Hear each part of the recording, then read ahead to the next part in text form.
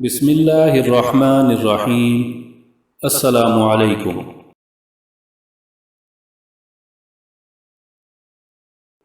تو رہ نورد شوق ہے منزل نہ کر قبول، لیلا بھی ہم نشیں ہو تو محمل نہ کر قبول۔ اے مسلمان، تو اللہ کا عاشق ہے اور مقصد حیات اس پاک ذات تک پہنچنا ہے، اس لیے تو منزل قبول نہیں کر سکتا، یعنی دنیا سے دل نہیں لگا سکتا، اور اس دنیا کی بڑی سے بڑی نعمت یا لذت تجھ کو راہ حق سے باز نہیں رکھ سکتی۔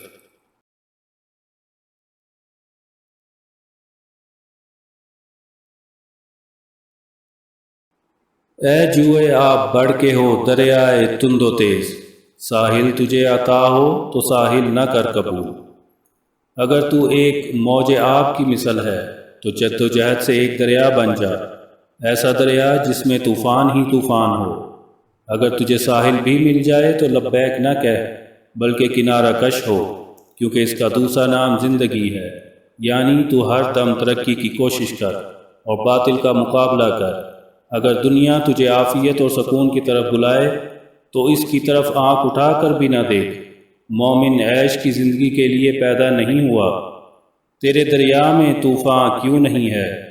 خودی تیری مسلمان کیوں نہیں ہے؟ کھویا نہ جا صنم قدائے کائنات میں، محفل گداز گرمیے محفل نہ کر قبول۔ تو دنیا کی فانی دلچسپیوں میں منہمک ہو کر اپنے مقصد حیات سے غافل مت ہو۔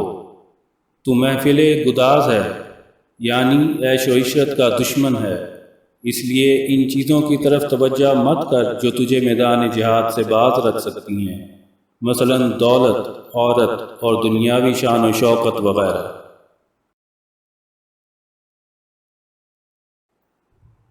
صبح ازل یہ مجھ سے کہا جبرائیل نے، جو عقل کا غلام ہو وہ دل نہ کر قبول۔ اسلامی تعلیمات نے مجھ پر یہ حقیقت واضح کر دی ہے کہ اپنے دل کو عقل کے تابع نہیں کرنا چاہیے، کیونکہ عقل تو یہی کہتی ہے کہ میدان جنگ میں جان کا خطرہ ہے، حالانکہ مسلمان کا فرض منصبی تو جہاد فی سبیل اللہ ہے، اور جہاد نام ہی اپنی زندگی کو خطرے میں ڈالنے کا ہے۔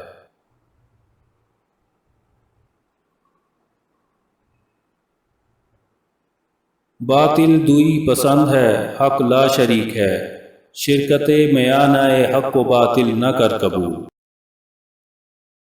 باطل کی تعلیم یہ ہے کہ خدا کے ساتھ طاقتور انسان یا قوم کی اطاعت بھی کرو، اور حق کی تلقین یہ ہے کہ خدا کے علاوہ اور کسی کی اطاعت مت کرو۔ چونکہ تو حق پرست ہے، اس لیے حق کے ساتھ باطل کو شامل مت کر، یعنی اللہ کے سوا اور کسی کی اطاعت مت کر۔